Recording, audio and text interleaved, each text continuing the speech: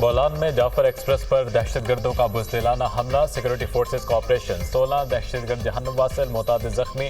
Security forces کے operation کے باعث دہشت گرد چھوٹی ٹولیوں میں تقسیم، سیکورٹی فورسز اور دہشت گردوں میں شدید فائرنگ کا سلسلہ جاری، 104 مسافر بازیاب، دیگر مسافروں کی بحفاظت رہائی کے لیے سیکورٹی فورسز کوشاں ہیں۔ دہشت گرد بیرون ملک اپنے ہینڈلر سے بذریعہ سیٹلائٹ فون رابطے میں ہیں۔ سیکورٹی فورسز نے دہشت گردوں کے گرد گھیرا تنگ کر دیا، کلیئرنس آپریشن جاری ہے۔ دہشت گردوں میں خودکش بمبار بھی موجود، دہشت گردوں نے خودکش بمبار کو معصوم یرغمالی مسافروں کے ساتھ بٹھایا ہوا ہے۔ دہشت گرد خودکش جیکٹیں پہنے ہوئے ہیں، خودکش بمبار معصوم لوگوں کو ڈھال کے طور پر استعمال کر رہے ہیں۔ سیکورٹی فورسز معصوم یرغمالیوں میں خودکش بمباروں کی موجودگی کے باعث انتہائی احتیاط سے کام لے رہی ہیں۔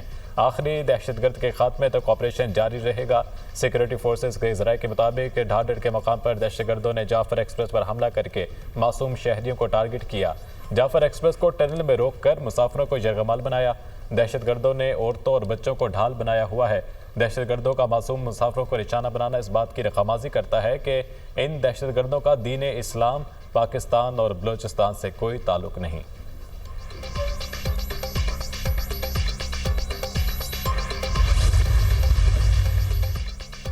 بلوچستان میں جعفر ایکسپریس پر دہشت گرد حملہ، سیکورٹی فورسز نے 104 یرغمالیوں کو بازیاب کروا لیا۔ بازیاب ہونے والوں میں 58 مرد، 31 خواتین اور 15 بچے شامل ہیں۔ سیکورٹی ذرائع کے مطابق بازیاب 57 مسافروں کو کوئٹہ پہنچا دیا گیا۔ بازیاب 23 مسافر مچ میں ہی رک گئے، 17 زخمیوں کو اسپتال منتقل کیا جا چکا، ریلوے حکام۔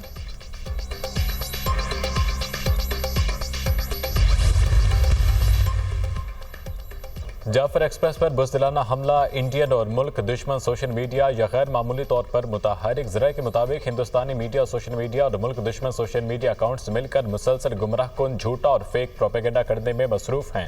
پروپیگنڈا اور فیک نیوز پھیلانے میں پرانی ویڈیوز، اے آئی سے تیار کردہ ویڈیوز، پرانی تصاویر، فیک واٹس ایپ پیغامات اور پوسٹرز کے ذریعے ہیجان پیدا کرنے کی مذموم کوشش کی جا رہی ہے۔ دہشت گردوں سے جڑے سوشل میڈیا اکاؤنٹس بھی پاکستان مخالف زہر اگلنے میں ہندوستانی میڈیا کا بھرپور ساتھ دے رہے ہیں۔ ہندوستانی میڈیا پاکستان سے باہر بیٹھے خود ساختہ بھگوڑے بلوچ رہنماؤں کے تجزیے دکھا کر لوگوں کو گمراہ کرنے میں مصروف ہے۔ مذموم سوشل میڈیا مہم کے ذریعے لوگوں میں ہیجان پیدا کرنے کی ناکام کوشش کی جا رہی ہے۔ عوام سوشل میڈیا پر پھیلائے جانے والے گمراہ کن اور من گھڑت پروپیگنڈا کی بجائے مستند ذرائع سے دی جانے والی معلومات پر اکتفا کریں۔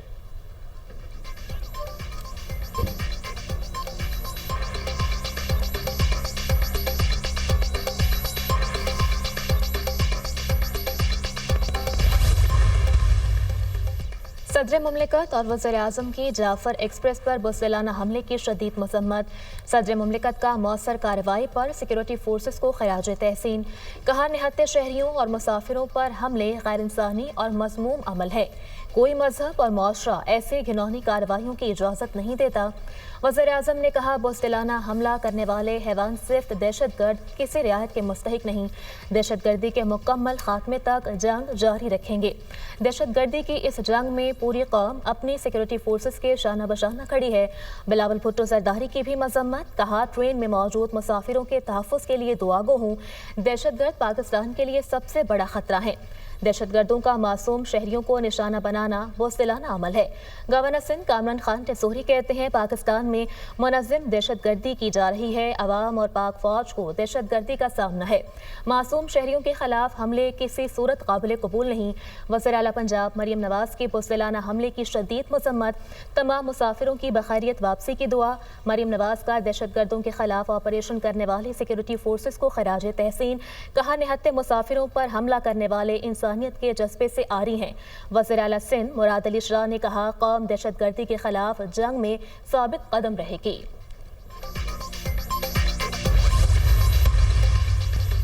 یو این کی بلوچستان میں جعفر ایکسپریس پر دہشت گردوں کے حملے کی شدید مذمت، معصوم مسافروں کو یرغمال بنائے جانے کی خبر پر افسوس ہوا، تمام صورتحال پر نظر رکھے ہوئے ہیں، معصوم بے گناہ مسافروں کی رہائی کو جلد از جلد ممکن بنایا جائے۔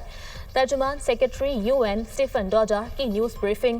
ایران کی بھی مسافر ٹرین پر حملے کی مذمت، شہریوں کو نشانہ بنانا خوفناک ہے۔ ترجمان ایرانی وزارت خارجہ۔ دہشت گردی جو ہے اس نے بہت زور سے پھر سر اٹھایا ہے اور کے پی میں اور بلوچستان میں جو اس وقت دہشت گردی کے خلاف جنگ جاری ہے، اس میں ہر روز پولیس کے جوان، پولیس کے افسر، افواج پاکستان کے جوان، ان کے افسر شہادتیں دے رہے ہیں۔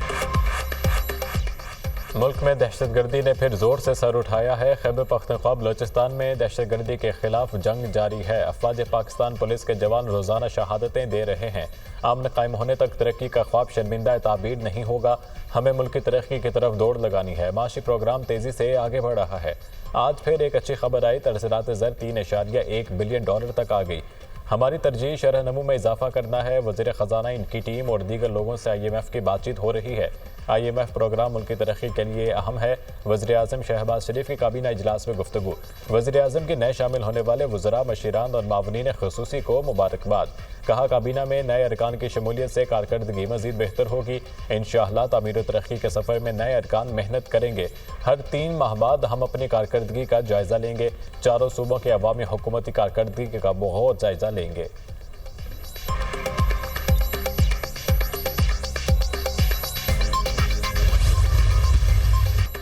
صدر نے نئی نہروں کے حوالے سے مثبت انداز میں حکومت کو خبردار کیا۔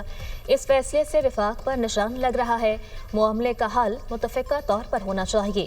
آصف علی زرداری کا تاریخی خطاب عوامی ایشوز پر مشتمل تھا۔ اپوزیشن کا شور تماشا بھی عوام نے دیکھا۔ بلاول بھٹو کی گفتگو، کہا صدر زرداری نے 8ویں مرتبہ ایوان سے خطاب کر کے تاریخ رقم کی۔ صدر نے نفرت کے بجائے احترام اور اتحاد کی بات کی۔ عوامی ایشوز پر زور دیا۔ پاکستان میں پانی کی کمی اور موسمی تبدیلی ایک حقیقت ہے، سب سے زیادہ ڈیم ہم نے بنائے۔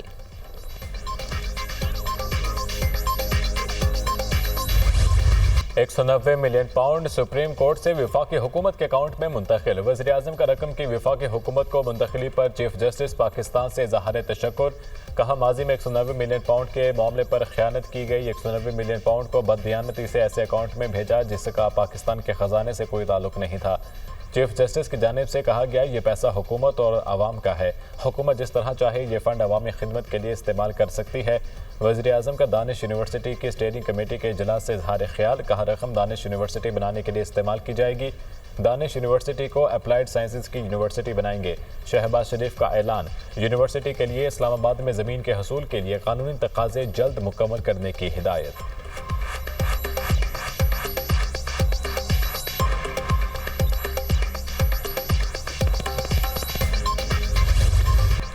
سویلین کو بنیادی حقوق حاصل ہوتے ہیں تو کیا ان کا ٹرائل فوجی عدالتوں میں ہو سکتا ہے؟ جسٹس جمال مندوخیل کے سویلینز کے ٹرائل کے فیصلے کے خلاف اپیلوں پر سماعت میں ریمارکس۔ جسٹس نعیم اختر افغان نے کہا FP علی کیس کا فیصلہ 1962 کے آئین کے تحت ہوا، کیس کو 1973 کے آئین کے تناظر میں نہیں دیکھا جا سکتا۔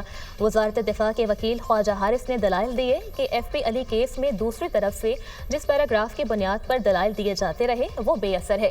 جسٹس جمال مندوخیل نے کہا اس کا مطلب ہے کہ آپ بھی FP علی کیس کو چیلنج کر رہے ہیں۔ خواجہ حارث نے کہا میں صرف یہ بتا رہا ہوں کہ اس پیراگراف کی کوئی وجوہات درج نہیں۔ جسٹس جمال مندوخیل نے ریمارکس دیے FP علی کیس کلاس D کی بات کرتا ہے کہ اس کے تحت سویلین کو بنیادی حقوق حاصل ہوں گے۔ کلاس D کے ہوتے ہوئے سویلینز کو فوجی عدالتوں میں کیسے ٹرائل کیا جا سکتا ہے؟ کیس کی سماعت آج پھر ہوگی۔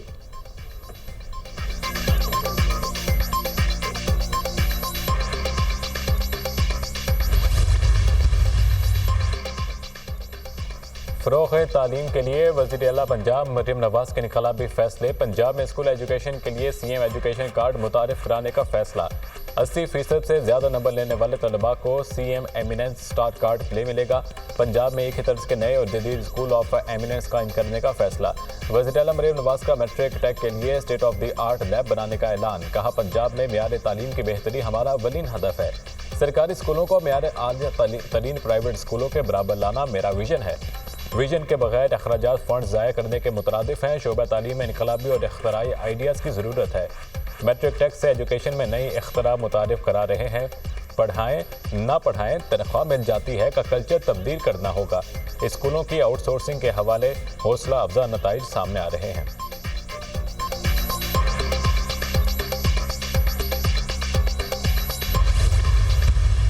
دہشت گردوں کی یلغار پھر سے ہے۔ یہ فوجی جوان اپنے سینوں پر گولیاں کھا رہے ہیں۔ بلوچستان میں آگ لگی ہے، हिंदुस्तान की दरअंदाजी है। ये गुमाश्ते कुछ सियासी और कुछ राह से उखड़े हुए लोग इस मुल्क की सालमियत पर हमले करते हैं, इन अफवाज पर हमले करते हैं, सड़कों पर आग लगाते हैं, ट्रेनों को रोकते हैं, लेकिन हम डरेंगे नहीं। पाकिस्तान की मंजिल, एक तरक्की याफ्ता पाकिस्तान की मंजिल हमारा नस्ब-उल-ऐन है। दहशतगर्दों की यलगार फिर से है। फौजी जवान अपने सीनों पर फिर से गोलियां खा रहे हैं। हमारी फौज ने इस मुल्क के लिए कुर्बानियां दी हैं। हमारी फौज हमारा फख्र है। हमें अपने सिपा सलार पर पूरा यकीन है। पाक फौज ख्वारिजियों का खात्मा करेगी। हमें अपने वज़ीर आज़म पर पूरा यकीन है। हम ऐसे लोगों से नहीं डरेंगे। स्पीकर पंजाब असेंबली मलिक अहमद खान का कसूर में जलसे से खिताब। कहा, मुंतखब वज़ीर आज़म को साजिश के तहत घर भेजा गया। नवाज शरीफ को हटाकर तरक्की का पहिया रोका गया। आगे जाते मुल्क को पीछे धकेला गया। बानी PTI की हुकूमत ने पंजाब में कोई काम नहीं किया। ये जलाओ घेराव और इंतशार फैलाते हैं। इन्होंने मुल्की इदारों पर हमला किया, जलाओ घेराव करके मईशत पर हमला किया। IMF को खत लिखे लेकिन हमने हार नहीं मानी। शहबाज शरीफ और उनकी मौशी टीम ने मुल्क को डिफॉल्ट से बचाया। मरियम नवाज नौजवानों को गुलेल लाठी नहीं लैपटॉप किताब दे रही हैं।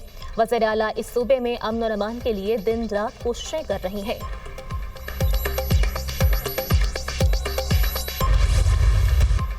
बिजली सार्फिन के लिए अच्छी खबर, अप्रैल या मई से बिजली के निर्खों में कमी का इम्कान। IMF ने बिजली सस्ती करने की हुकूमती तजवीज़ मान ली। ज़राए के मुताबिक IMF से बिजली के बुनियादी निर्ख में 2 रुपये यूनिट कम करने की तजवीज़ शेयर की गई थी। आलमी मालियाती इदारे का 2 डिस्कॉस की निजकारी जनवरी में न होने पर तशवीश का इजहार। IMF हुकाम का कहना है, डिस्कोस की कारकर्दगी बेहतर बनाए बगैर पावर सेक्टर में इस्लाह नहीं हो सकती। IMF की जानिब से नेपरा एक्ट में तरमीम की तजवीज़ की भी मुखालफत। IMF वफ़द के साथ पावर सेक्टर के गर्दिशी कर्जे पर मुज़ाकरात हुए।